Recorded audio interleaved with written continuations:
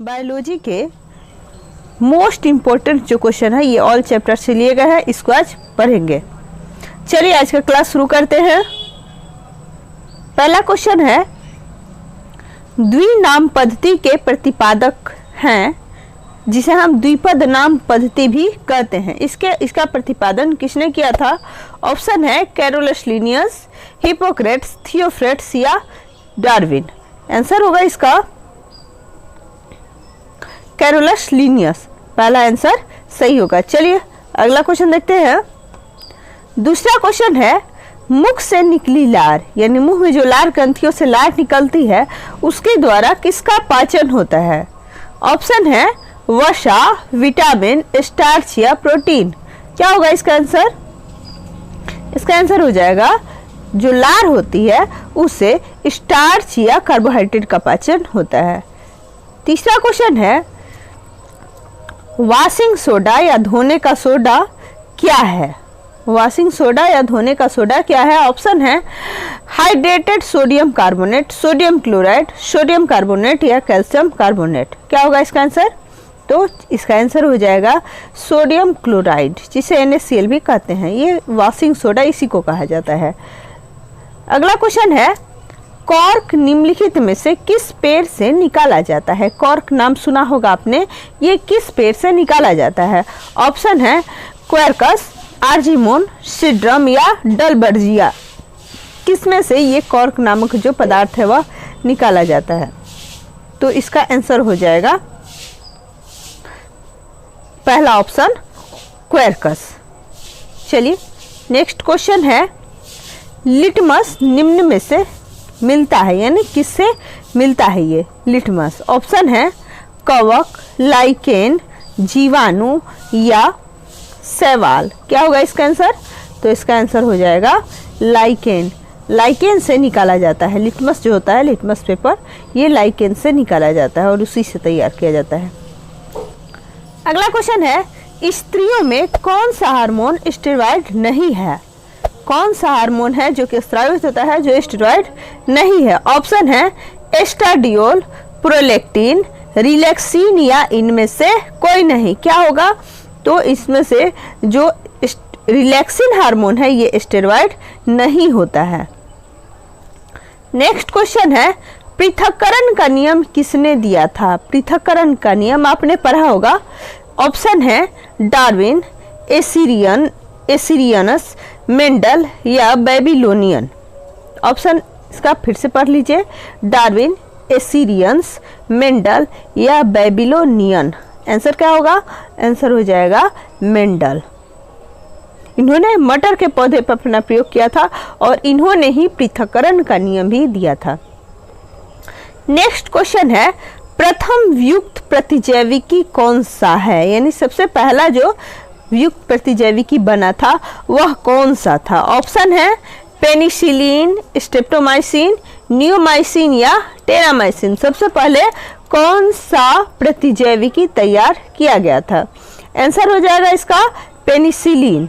ये सबसे पहला प्रतिजैविक है जो कि बना था। अगला क्वेश्चन है, शल्य क्रिया में आर्थोप्लास्टी क्या है? किसे कहा जाता है आर्थोप्लास्टी? ऑप्शन है गुर्दा प्रत्यारोपण, रुधिरादान, ओपन हार्ट सर्जरी या चौथा ऑप्शन है कूल्हे के जोड़ का प्रतिस्थापन। तो शल्य क्रिया में आर्थोप्लास्टी कूल्हे के जोड़ के प्रतिस्थापन को कहा जाता है। नेक्स्ट क्वेश्चन है, दूध के दही के रूप में जमने का कारण क्या है? यानी यह कौन सा कारक है जिसके द्वारा दूध दही के रूप में परिवर्तित होता है? ऑप्शन है लैक्टोबैसिलस, खमीर, माइकोबैक्टीरियम या इनमें से कोई नहीं। आंसर हो जाएगा लैक्टोबैसिलस। ये लैक्टोबैसिलस के सियाई होता है जिसके द्वारा दूध जो है वह दही के रूप में जमता है। नेक्स्ट क्वेश्चन है, एड्स विषाणु के लिए सबसे ज्यादा आजमाई गई दवा है? कौन सी दवा है?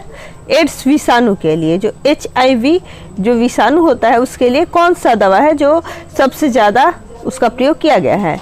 ऑप्शन है नोनॉक्सिनॉल 9, वीराजोल, माइकोनाजोल या जीडोतुडीन। इसे शॉर्ट फॉर्म में AZT भी कहा जाता है। इसका आंसर हो जाएगा ऑप्शन नंबर डी, जीडोतुडीन AZT, इसी के द्वारा इसका सबसे ज्यादा एड्स में प्रयोग किया गया है। अगला क्वेश्चन है विभज्योतक, एक पादप उत्तक है, ये पादप उत्तक है विभज्योतक, जो आगे चलकर अस्थायी उत्तक के रूप में परिवर्तित हो जाता है। इसका कार्य क्या है? ऑप्शन है स्त्रवन, जल और खनिजों का अंतरण, पादप देह की मजबूती प्रदान करना, या नई कोशिकाएं बनाना। तो विभज्योतक उत्तक में विभाजन जो है, उसमें विभाजन की क्षमता होती है और इसके द्वारा नई कोशिकाएं जो है वह बनती रहती हैं। नेक्स्ट क्वेश्चन है स्वस्थ मनुष्य का रक्तचाप या ब्लड प्रेशर कितना होता है? सिस्टोलिक और डायस्टोलिक है। ऑप्शन है 90 mm और 60 mm, 85 mm और 55 mm, 201 mm और 110 mm, या 120 mm बाई 80 mm। तो आंसर क्या हो जाएगा इसका? 120 बाई 80 mm होता है ये एक स्वस्थ मनुष्य का ब्लड प्रेशर या रक्तचाप जिसे कहते हैं। अगला क्वेश्चन है छाया में पनपने वाले पौधों को क्या कहा जाता है? जो छाया में पनपते हैं, बहुत से ऐसे पौधे हैं जिन्हें धूप की आवश्यकता नहीं होती और वे सिर्फ छाया में ही पनपते हैं। ऑप्शन है हेलियोफाइट्स, सियोकाइट्स, थियोफाइट्स, या इनमें से कोई नहीं। तो आंसर हो जाएगा छाया में पनपने वाले पौधों को सियोकाइट्स कहा जाता है। नेक्स्ट क्वेश्चन है भ्रूण किस में मिलता है, यानी किस में बनता है? भ्रूण किस में होता है? ऑप्शन है बीज, कली, पर्ण या फूल। पर्ण मतलब पत्ते और फूल यानी पुष्प। कलिका जो फूल का आगे चलकर निर्माण कर फूल बनती है। तो यह क्वेश्चन है भ्रूण किस में मिलता है? आंसर क्या होगा? भ्रूण जो है वह बीज में मिलता है। ऑप्शन नंबर 1 सही होगा। चलिए नेक्स्ट क्वेश्चन है मनुष्य के शरीर में पैर की हड्डी होती है, यानी कैसी होती है पैर की हड्डी? ऑप्शन है ठोस, कीलक, सरंध्री या खोखली। क्या होगा इसका आंसर? तो मनुष्य के पैर की जो हड्डी होती है यह खोखली होती है। ऑप्शन नंबर डी इसका सही हो जाएगा। नेक्स्ट क्वेश्चन है पौधों में गैसों के आदान प्रदान के लिए रहते हैं कौन से संरचना होती है जो कि पौधों में गैसों का आदान प्रदान जिनके द्वारा होता है? ऑप्शन है ऑप्शन नंबर ए है रंध्र, जड़, टहनी या तना। तो पौधों में गैसों का आदान प्रदान जो है यह रंध्रों के द्वारा होता है। ऑप्शन नंबर ए इसका हो जाएगा। ऑप्शन नंबर ए रंध्रों के द्वारा, जिसी के द्वारा पौधों में गैसों का आदान प्रदान होता है। नेक्स्ट क्वेश्चन है निम्न में से कौन सा अंग है जो मनुष्य में अवशेषी अंग नहीं है? अवशेषी अंग उसको कहते हैं जिसका कोई कार्य नहीं होता। ऑप्शन है वर्मीफॉर्म अपेंडिक्स, सामने वाले चपटे दांत, कर्नाभ मांसपेशियां या निक्टिटेटिंग पर्दा, जो आंखों में होता है निक्टिटेटिंग झिल्ली। तो मनुष्य में अवशेषी अंग जो है ये सामने वाले चपटे दांत है। इसका कार्य होता है कोई भी चीज को काटना। नेक्स्ट क्वेश्चन है सोल्डर किस धातु का मिश्रण है? सोल्डर, तो यहाँ पे ऑप्शन है टीन, जिंक, टीन और लेड या कॉपर और जिंक। तो आंसर हो जाएगा इसका ऑप्शन नंबर डी सही होगा, कॉपर और जिंक। नेक्स्ट क्वेश्चन है पादपों में सबसे बड़ा शुक्राणु मिलता है किसमें? फलियों में, अनावृत बीजी पौधों में, मॉस में या फर्न में? आंसर होगा अनावृत बीजी पौधों में। इनमें सबसे बड़ा शुक्राणु अनावृत बीजी जो पौधे होते हैं जिसमें बीज के ऊपर कोई आवरण नहीं होता, उनमें यह पाया जाता है। नेक्स्ट क्वेश्चन है निम्न में से कौन सा एंजाइम है जो कि लार में पाया जाता है?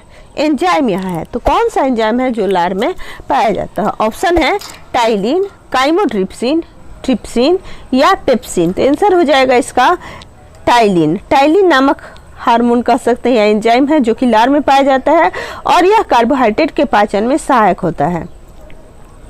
नेक्स्ट क्वेश्चन है केल्प प्राप्त होता है किससे? केल्प प्राप्त किया जाता है। ऑप्शन है जलीय शैवालों से, समुद्री शैवालों से या लाइकेन से। किससे प्राप्त किया जाता है? क्या होगा इसका आंसर? इसका आंसर हो जाएगा ऑप्शन नंबर सी, समुद्री शैवालों से। इसे केल्प नामक पदार्थ जो है वह प्राप्त किया जाता है।